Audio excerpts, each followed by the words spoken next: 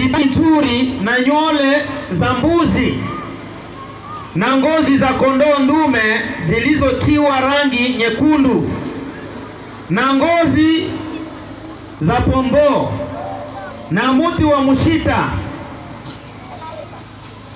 mafuta kwa taa, manukato kwa mafuta ya kupakaa na kwa uvumba mtamu, vito vya shohamu, vito vya kutiliwa kwa efodi na kwa kifua, na wanifanyie pahali patakatifu nipate kukaa katikati yao, sawasawa na maneno yote ninayokuonyesha, mfano wa hema, mfano wa vyombo vyake vyote, ndivyo mutakavyofanya. Neno la Bwana. Haya ni maneno ya Mungu kupitia mtumishi wake Musa katika jangwa, wana wa Israeli walipokuwa katika safari ya kuenda katika nchi ya ahadi. Mungu akamuita Musa akamwambia, ambia wana wa Israeli kwamba ninataka nipate makao, kwa shahidi la 8, ninataka nipate makao katikati yenu, katika mikutano yenu, katika kambi yenu nipate nafasi. Akamwambia Musa, ambia wana wa Israeli. Musa akatoa tangazo kwa watu wote, wakasikia maneno Mungu aliyomwambia. Waambie wana wa Israeli wanitolee sadaka, kila mtu aliye tayari moyoni mwake mtoae kwake sadaka. Watu waliposikia tangazo hili, kila mmoja alifurahi. Tangazo ambalo lilikuwa likisema kwamba Mungu anataka apate makao katikati ya wana wa Israeli walipokuwa katika kambi, wanapoenda katika nchi ya Kanaani. Kila mmoja aliposikia tangazo hili walifurahi, kwa sababu Mungu akiwa karibu nao watakuwa wamepata solution ya maprobleme zote ambazo zilikuwa zimewasumbua, kwa sababu wana wa Israeli walikuwa wamevuka bahari, na mnajua habari ya wana wa Israeli kwamba katika bahari hii ilikuwa miujiza ya ajabu. Mungu aliwavuta ili walikuwa katika jangwa, walikuwa wote maji ya kunywa. Katika jangwa walikuwa na walikuwa vile wakula mana. Safari hii kwa kila mambo alihitaji vile Mungu abadilishe chakula chao. Hiyo ni tangazo ni kwamba Mungu anataka apate makao katikati yao.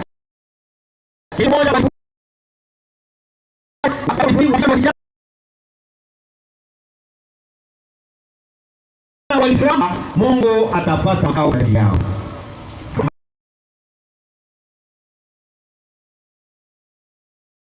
Kia tangazo hili ambayo ilikuja mikono, kila mmoja walifanya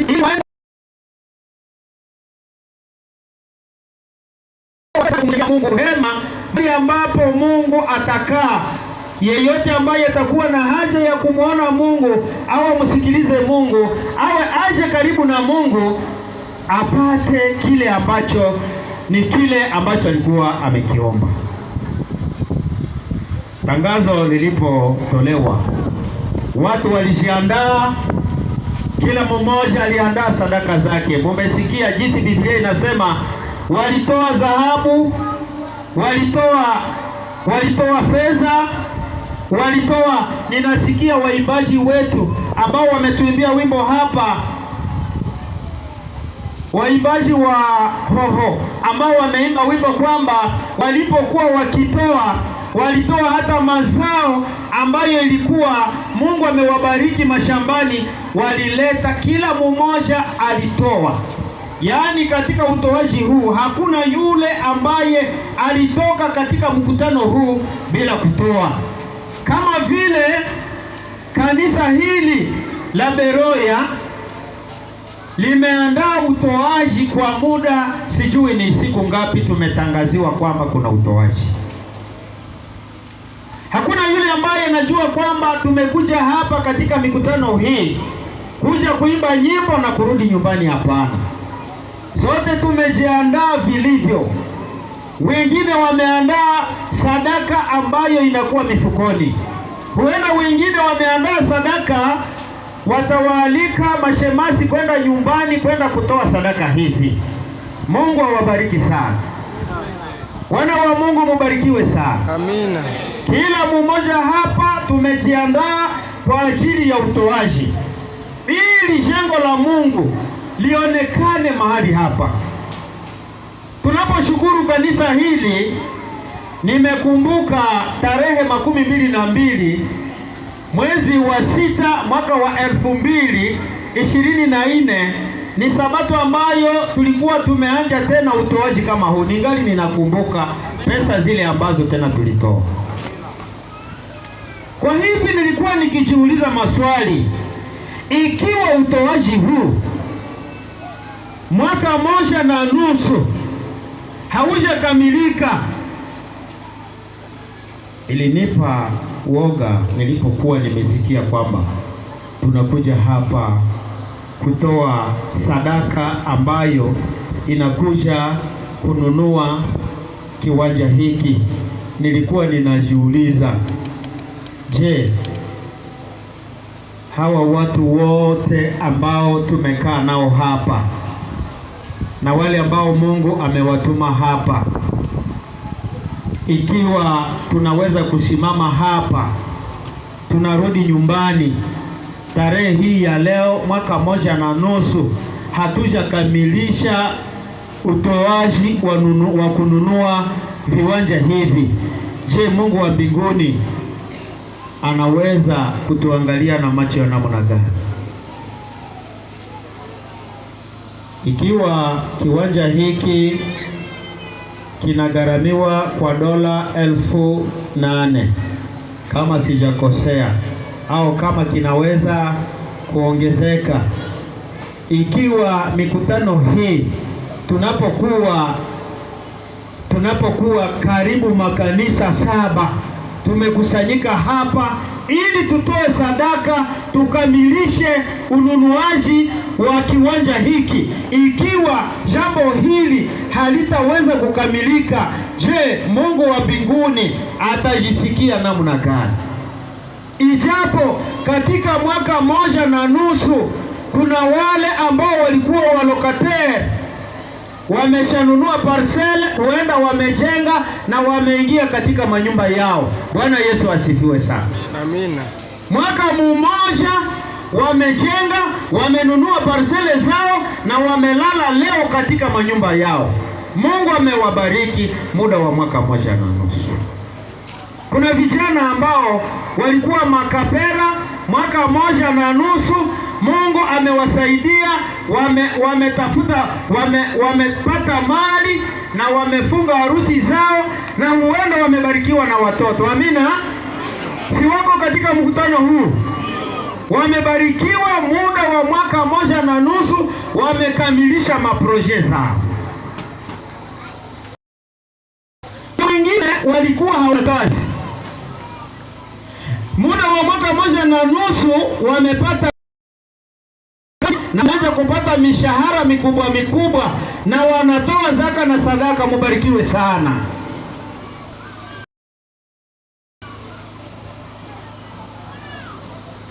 Kama kuna wengine ambao mwaka umepita wangali katika lokasio, msifikiri kwamba Mungu hawaone. Mungu anawaona. Mungu anawaona na anasikia maombi yenu. Amina. Kuna wengine hawashanunua maparsele, wako kule huenda wanaweza kuwa wengi kuliko wale ambao wamenunua maparsele zao, si ni vile? Si walokatere ni wengi kuliko wale ambao wanasikia maombi yenu. Mungu wa mbinguni bariki sana. Baada ya mwaka mmoja kuna wengine watanunua maparsele na kujenga. Amina. Mungu bariki sana. Kwa hivi Mungu ametuita tarehe ya leo kwa ajili ya kukamilisha ununuzi wa viwanja hivi, kama vile alivyoita wana wa Israeli watoe sadaka ili apate majengo katikati yao. Na Mungu alipowaita wana wa Israeli, Biblia inasema kwamba walifurahi sana, kila mmoja alijiandaa kwa sadaka. Ninaamini kwamba kila mtu pale mahali anapokaa, huenda kuna wengine wamekuja na walikuja hapa, walikuja tu kwa sababu tumewaita ili tuje kanisani hapa. Musiwe na mashaka, Mungu atakuonyesha kile ambacho utakitoa. Amina. Hata kama leo hauna sadaka ya kutoa, Mungu atakusaidia. Mawazo yako yataenda nyumbani ili ufikirie ni nini ambacho utakitoa ili upate sadaka ya kutoa, kwa sababu wale ambao watatoa sadaka ya leo, Mungu amewaandalia zawadi kubwa kubwa. Yule yeyote ambaye amekuja na sadaka iwe ndogo, Mungu ameandaa zawadi. Wale wote ambao wametoa kwa ajili ya kununua parsele hii tangu mpango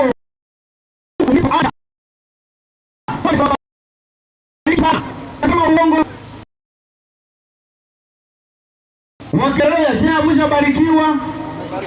Mumebarikiwa sana tena sana, kwa sababu mumekuja kujenga hapa majengo mazuri. Haiwezi kupendeza Mungu endelea kuweka kama. Ndio maana tunaomba Mungu ambariki sana wale ambao wameshatoa hapa. Kama uko lokate, Mungu akubariki kutoka katika mbele yako na ujenge.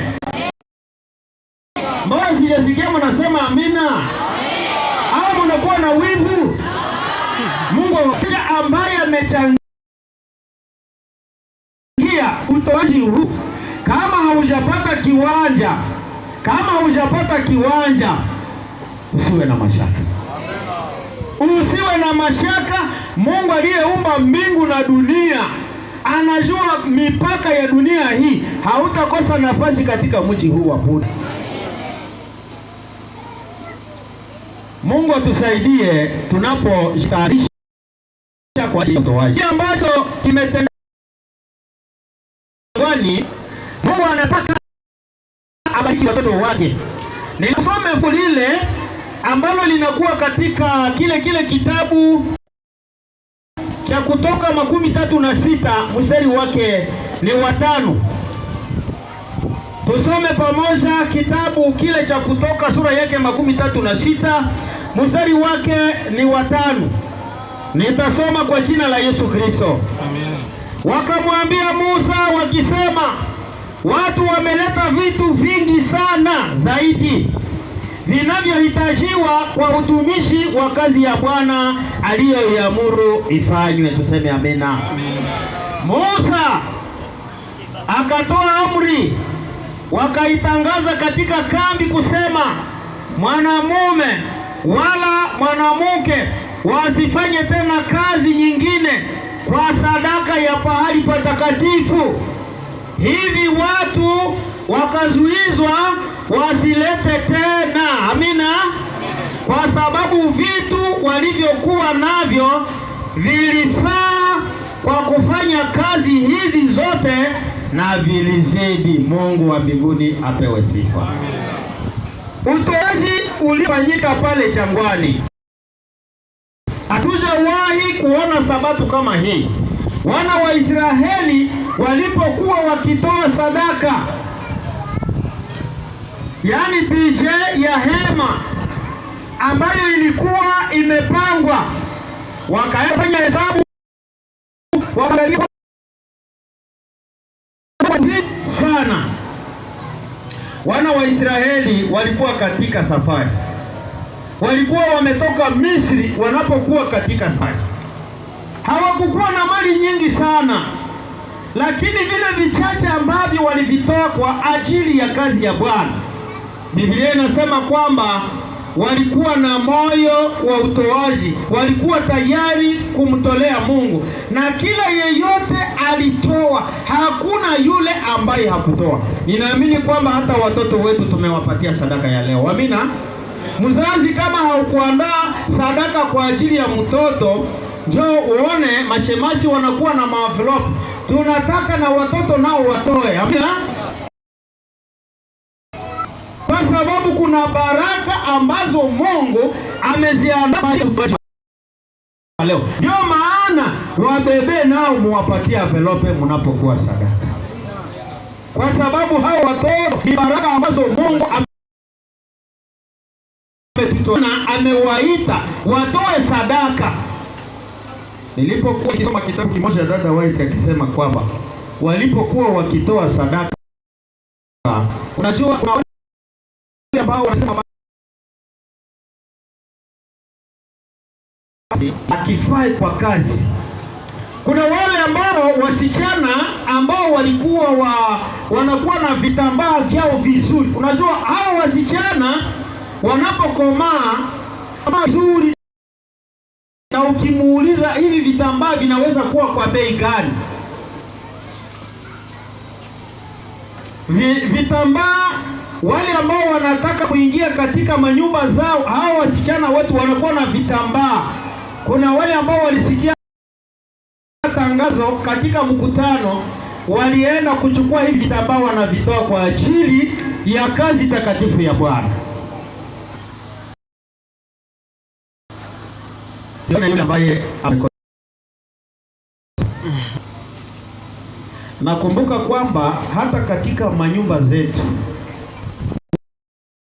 kuna vitu ambavyo vinatumika kwa maokazio special. Tunanunua hata mablanketi. Unaposema mgeni wangu akifika hapa ni blanketi, hii blanketi itakuwa tu inasaidia wageni. Kuna wengine ambao wameandaa au vitu vizuri, wakati wanapoenda hospitalini unaenda na blanketi nzuri ambayo miki kila mara. Unajua kwamba huenda mtoto anaweza kugonjwa, unaenda hospitalini, au ni wewe mzazi, unajua wakati unaenda hospitalini ni mahali ambapo watu wanaenda kutazama wagonjwa. Hauwezi kuenda na dra ile ambayo imepasuka. Si ni vile wazazi? Ndio. Tunakuwa na mareserve. Yaani unanunua dra, unanunua blanketi, unaenda kuweka kwa ajili ya nini? Ya ugonjwa. Hata kwa saa hii zinakuwa kule nyumbani.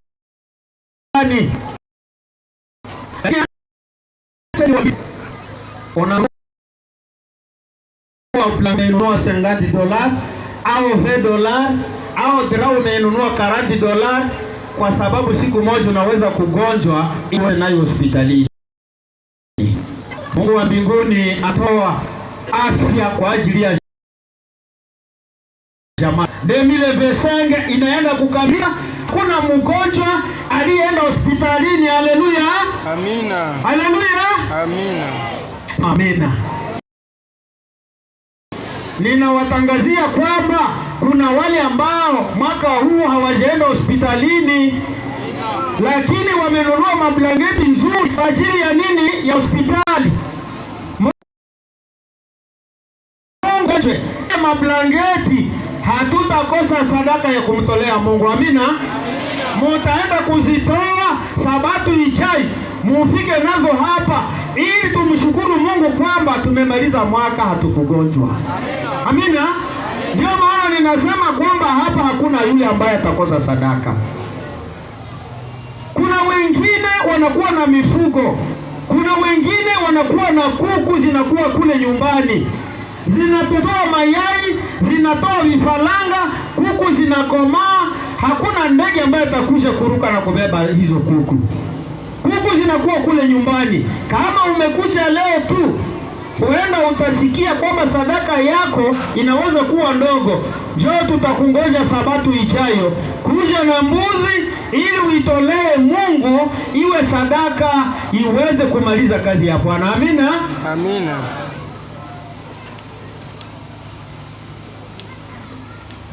Kuna wengine wamebarikiwa, wamenunua viwanja, unakuwa na parcele na umejenga vizuri sana.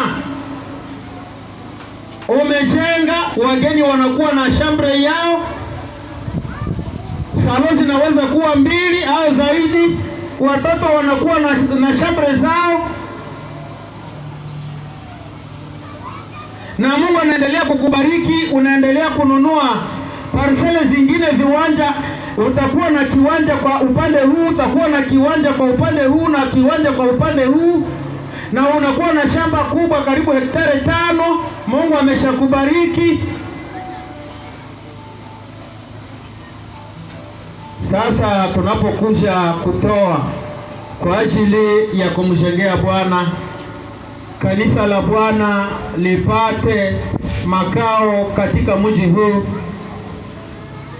unapokuwa na mali yote hii ambayo Mungu amekutolea, ili kazi yake iendelee mbele, asipate aibu katika dunia hii, kazi yake isonge mbele na watu wengi watoke katika giza, wamwamini Mungu. Yesu anapokuja sote tuhame, tutoke hapa tuende mbinguni.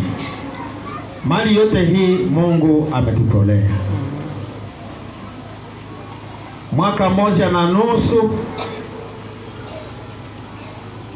tunapokuja kutafuta dola 8,000 hazishaonekana. Wana wa Mungu, wasafiri wa mbinguni, hamjambo? Tuko katika safari ya kwenda mbinguni, na safari hii karibuni inataka kumalizika. Vitu vyote ambavyo Mungu ametutolea, manyumba na mashamba, pesa ambazo tunazo mifukoni na zingine zinakuwa katika benki, yote ni mali ya nani? Ni mali ya Bwana. Nilipokuwa nimesikia viongozi wanapotutolea taarifa ya utoaji, jinsi itakavyofuatana, kila kanisa linakuwa na kifiko chake. Kama sijakosea, nimesikia wanapotuambia kwamba kanisa la hapa Beroya litatoa